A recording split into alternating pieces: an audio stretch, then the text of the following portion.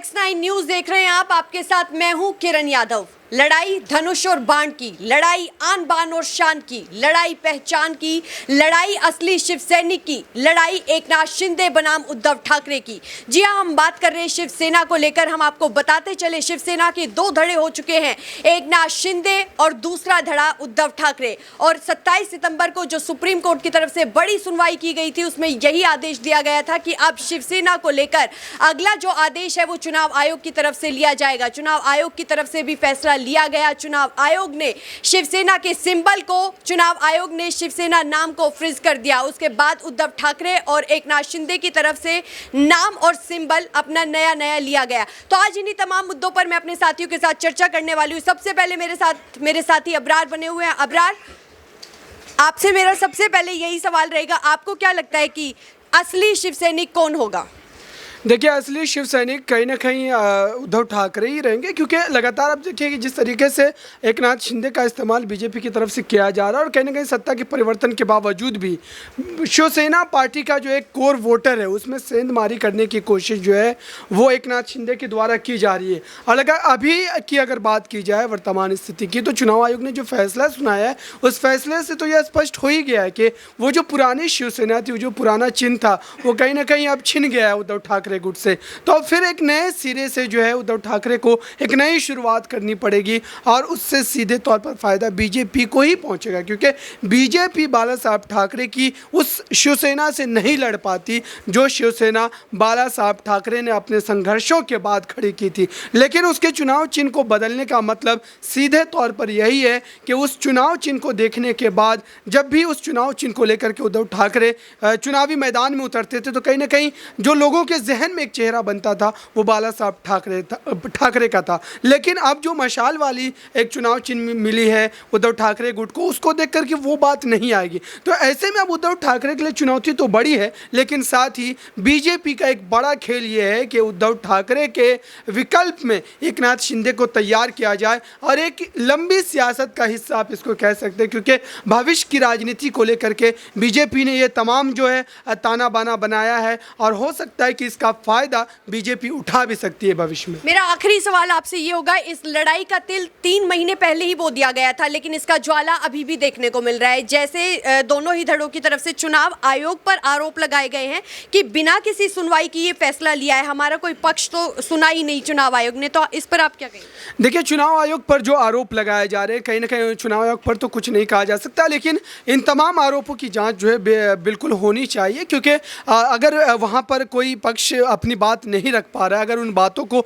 Media के जरिए सामने रख रहा है, तो जाहिर सी बात है उन्हें मौका देना चाहिए, और चुनाव आयोग को फिर से एक बार जो उस पर नज़रसानी करनी चाहिए, क्योंकि एक शिवसेना पार्टी का जो चुनाव सिंबल था वो कहीं ना कहीं 1960 से है, और 1960 से लेकर के अगर अब तक के दशक की बात की जाए तो शिवसेना पार्टी जो है पूरी तरीके से वहाँ पर क्षेत्रीय दल के तौर पर लोगों के जहन में बस चुकी थी। लेकिन अब वो बात नज़र नहीं आएगी, और साथ ही जबकि पार्टी में इतनी बड़ी टूट हो चुकी है, तो जाहिर सी बात है कि उद्धव ठाकरे की जो शिवसेना है वर्तमान वाली, उसको महाराष्ट्र की सियासत में वो जगह नहीं मिल पाएगा जो जगह उन्हें पहले मिला करती थी। अबरार ने बहुत ही विस्तार से हमें जानकारी दी। अब मैं अगला सवाल अपने साथी आसिफ से लेना चाहूंगी। आसिफ, दोनों ही धड़ों की तरफ से अब दिल्ली हाईकोर्ट का रुख कर लिया गया है, आपको क्या लगता है कि किसका पलड़ा भारी है?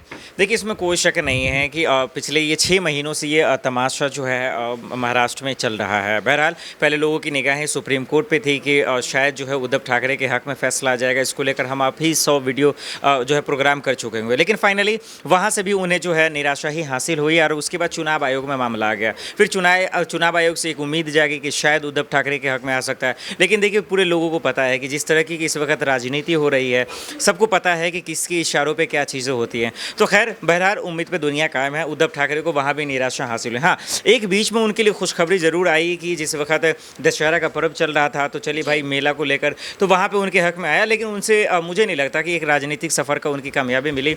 देखिए, दोनों जगह से जो है उन्हें कहीं ना कहीं पहले सत्ता हाथ से चली गई, हाथ से कुर्सी चली गई, उसके बाद सुप्रीम कोर्ट, चुनाव आयोग, दोनों जगह से उन्हें निराशा हासिल हुई है। मुझे लगता है कि देखिए एकनाथ शिंदे पूरी तरह से उद्धव ठाकरे का कुंभा ही उन्होंने ख़त्म कर दिया। आखिरी सवाल मेरा आपसे यही रहेगा कि आगामी बीएमसी चुनाव होने वाले हैं और अब जो शिवसेना की लड़ाई चल रही है उसका क्या असर बीएमसी चुनाव पर देखने को मिलेगा? देखिए, बेशक इसमें कोई शक नहीं है। पिछले अगर कई दशकों से अगर आप देखेंगे तो इसमें शिवसेना का कब्जा रहा है, लेकिन पिछले कुछ सालों में या कुछ महीनों में जो घटनाएं हुई हैं उससे बहुत इम्पैक्ट पड़ा है। और अब शिवसेना को लेकर क्या होगा, देखिए मुझे लगता है कि बीजेपी और एकनाथ शिंदे जब से एक साथ हुई है तो शायद अब जो है शिवसेना के हक में ना जाए, उद्धव ठाकरे के हक में ना जाए। मुझे लगता है कि इस पर अब बीजेपी ज़्यादा फतेह कर पाएगी। तो देखिए, आसिफ की तरफ से साफ कहा गया कि बीजेपी इस पर फतेह कर पाएगी। हम आपको लगातार बता रहे हैं कि किस तरीके से शिवसेना में अभी ये अंदरूनी कलह चल रही है। एकनाथ शिंदे और उद्धव ठाकरे की तरफ से, दोनों की तरफ से अपने तमाम दावे ठोके जा रहे हैं कि वही असली शिव सैनिक है। अब मैं अगला सवाल अपना दीपक से लेना चाहूंगी।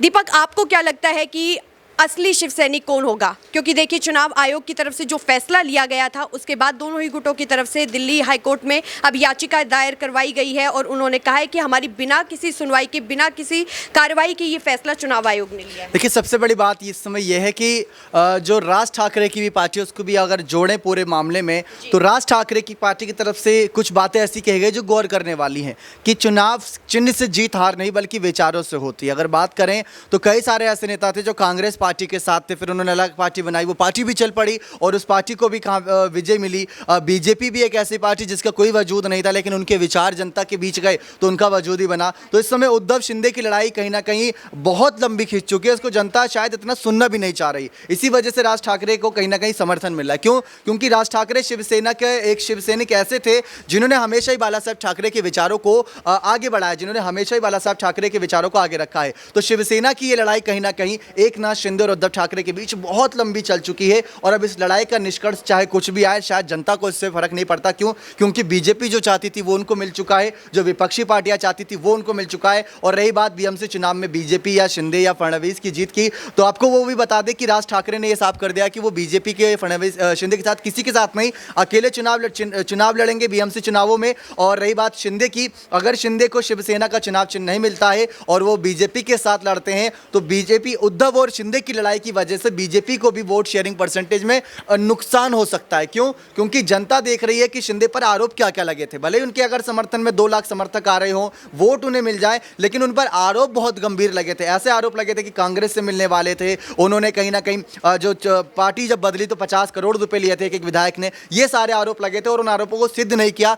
एकनाथ शिंदे ने महाराष्ट्र में काम करे, लेकिन जो आरोप लग रहे थे उनको नजरअंदाज करते हुए महाराष्ट्र की जनता के लिए उन्होंने। आखिरी सवाल मेरा आपसे ये रहेगा कि जिस तरीके से चुनाव आयोग ने शिवसेना नाम को और उसके सिंबल को फ्रीज कर दिया है, जो अंधेरीपुर में अभी उपचुनाव होने वाले हैं, उस पर कितना असर पड़ेगा? देखिए, उपचुनाव की जो स्थिति बन रही है, इस स्थिति में यहाँ पर अगर बात करें तो शिंदे और उद्धव को कहीं ना कहीं ये चुनाव जीतना ज़्यादा अहम इसलिए बन जाता है कि दोनों में से वर्चस्व की लड़ाई कौन आगे रख रहा है, ये सबसे दिलचस्प रहेगा। लेकिन बाकी जो पार्टियां कहीं वो फायदा ना उठा ले। क्यों? क्योंकि घर घर तक पहुंचाने में, चुनाव चिन्ह पहुंचाने में काफ़ी समय लग सकता है और इसी वजह से इस बात का फायदा बाकी पार्टी ना उठा लें। और रही बात यहाँ पर आदित्य के बयान की कि आदित्य ने कहा कि हम घर घर तक मसाल पहुंचा देंगे। रही बात शिंदे के चुनाव चिन्ह की, जो अभी टेम्परेरी तौर पर सामने नहीं आया है, वो बात की बात है। क्या रहता है उनका जो ढाल तलवार तमाम 3 और यहाँ पर नाम रखे थे, वो जो रहता है वो देखना दिलचस्प रहेगा। लेकिन जनता इस समय समर्थन चुनाव चिन्ह या चुनाव के नाम पर नहीं बल्कि चेहरों पर देगी, लोगों के कामों पर देगी। उद्धव ने जो काम अगर 2.5 साल में कुछ अच्छा किया होगा, जनता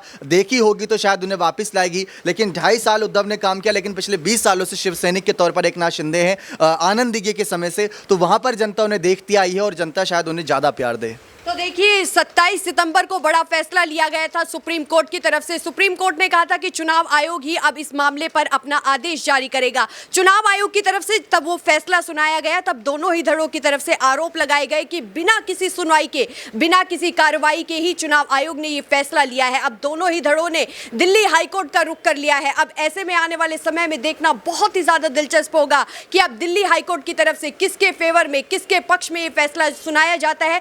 आप लोगों को क्या लगता है? हमें कमेंट सेक्शन में अपनी राय जरूर बताइए कि असली शिव सैनिक किसे होना चाहिए, एकनाथ शिंदे या फिर उद्धव ठाकरे। फिलहाल के लिए इस खास कार्यक्रम में बस इतना ही, लेकिन देश और दुनिया से जुड़ी तमाम बड़ी खबरों के लिए देखते रहिए हमारा चैनल नेक्स्ट 9 न्यूज़। धन्यवाद।